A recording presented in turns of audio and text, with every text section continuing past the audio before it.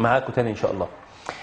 يبقى حينما تتلقى الأمة عالما بالقبول أو كتابا بالقبول، معنى لا تجتمع أمتي على ضلالة، يعني مجموع الأمة لما يقول ده الراجل ده صح ما يبقاش غلط. مش معقول الناس كلها غلط وانت اللي صح. مش معقول. ارجع كده فكر في الموضوع، ادرس الموضوع بعقلك، ارجع. بس انا بطالب سيادتك اقرا الكتب الاول، اقرا الكتب الاول. روح للشيخ ابو اسحاق الحويني اقول له يا مولانا انا عاوز اقرا الكتب. اقرا كتب ايه؟ هيديك لسته بالكتب اقراها. انا متاكد لو قعدت مع عالم زي العلماء دول قعدتين ربنا هيكرمك ويهديك. لكن ما تقولش مخي هو الصح والناس كلها غلط. وبعدين بقى يحط لك السم في العسل، يقول لك انا مش بنكر السنه، انا بس عايز الناس تصحح البخاري. وفي نفس الوقت يقول لك ايه البخاري ده، لا ما اعترفش بالبخاري. الله، هو انت بتعترف بالبخاري ولا ما بتعترفش بالبخاري؟ يعني انا عايزك تقول لي انت بتقول البخاري فيه غلط نبص عليه، ولا البخاري كده كله على بعضه نشيله ونحطه في الرف؟ مش فاهم انا. وشويه يقول لك لا انا عذاب القبر ده ما وردش في السنه يبقى ما بامنش بيه. طب انت بتقول يا جماعه راجعوا البخاري، ان كان في حديث غلط نراجعه. طب اذا وجدنا حديث صح نعمل بيه، المفروض بقى نعمل بيه. يجي برضه يقول لك لا ما اصل اي حاجه من الاخر. بقول لكم ايه، بطلوا نلف وندور على بعض. انا عايز اللي يجي فيكم يجي صريح ودغري يقول لي انا بنكر السنه. يخليه راجل كده ويخليه قد كلمته ويقف كده ماله هدومه ويقول يا جماعه انا منكر السنه، يا جماعه انا هؤمن بالقران بس عشان نفهمك، عشان نعمل مع بعض شغل نعرف نجي لك منين بالظبط.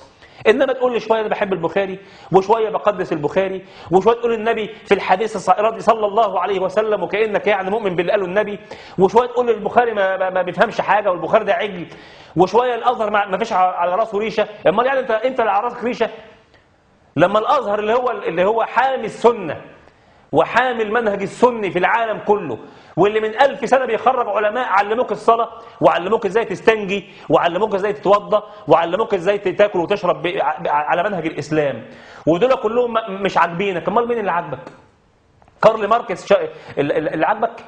ولا نجيب لك مين اللي عاجبك؟ يعني مين شيوعي ولا مين هولندي ولا مين يعني انا مش فاهم مين اللي عاجبك.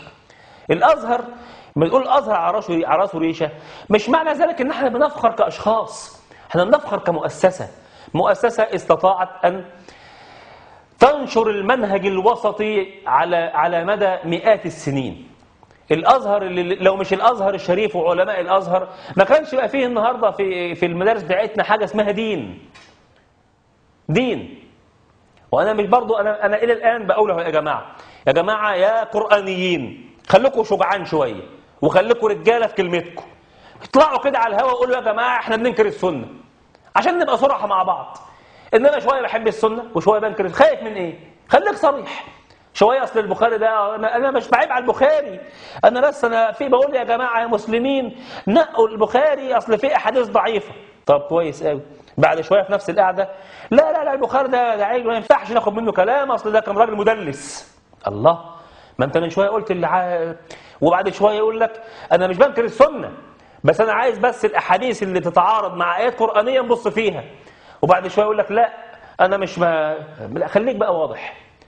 بقينا في زمن فتن، وللاسف الشديد تصل بعض الناس اللي مش فاهمه حاجه وانا بعذرها، لان يعني للاسف ممكن يبقى واحد مش فاهم حاجه لكن كلامه مساوي وقوي الحجه وقاعد كده مرتب اوراقه كويس، واللي هو على حق ممكن يكون مش مرتب افكاره كويس، فيظهر قدام المشاهد ان اللي على الباطل ده لان كلامه مساوي ومترتب هو الصح، فيتصل بيه يقول له يا شيخ ما تقطعش الراجل ده احنا كنا في ضلال والراجل ده انقذنا. اللهم صل على النبي. كنت في ضلال لما كنت بتحب البخاري، وكنت في ضلال لما كنت بتحب النبي، وكنت في ضلال لما كنت بتعمل بالسنه، والراجل ده جه انقذك لما خلاك كرهت البخاري وكرهت مسلم وكرهت السنه. ده ايه الضلال اللي انت كنت فيه ده، وايه النور اللي انت دخلت له ده؟ يا جماعه وبعدين مش عايزين اي فضائيه كده لك اصل القناه ليبراليه. انا مش فاهم يعني ايه ليبراليه، دي صعبه الكلمه شويه. يعني ايه ليبراليه؟ يعني الراي والراي الاخر. يا جماعه الراي والراي الاخر فيما لا يخص الدين. لو الامام علي يقول ايه؟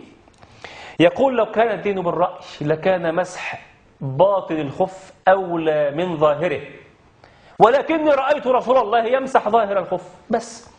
الواحد لما بتيجي تمسح على الخفين النهارده على الحذاء اعزك الله، تمسح على ايه؟ تمسح النعله ولا الوش؟ طب المفروض بالعقل بقى ايه اللي متوسخ؟ الوش ولا النعل؟ النعل. المفروض امسح النعل، بس الرسول مسح الوش، امسح الوش انا. يجي يقول لك الزاني والزانية فاجلدوا كل واحد منهما 100 جلدة. يقول لك انتوا جبتوا الرجم منين؟ نقول له من السنة، ومشهور قوي حديث ماعز والغامدية، راحت اعترفت للرسول وكذا وكذا وكذا. يقول لك لا الكلام ده عندكم انتوا، بتاعكم انتوا. يقول لك البخاري بتاعكم، البخاري بتاعكم. البخاري بتاعنا يعني مش بتاعك؟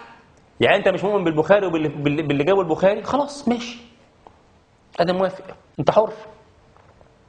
يقول لك بقى يا عم في حاجه اسمها ناسخ ومنسوخ. يقول لك لا ده ناسخ ومنسوخ ده خزعبلاتنا عندكم. ازاي خزعبلات؟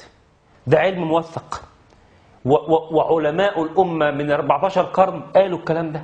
علماء الامه اللي الحصوه، انا بتكلم اهو عن عمد، الحصوه في نعل حذائهم تفهم احسن من الناس دي 20 مره.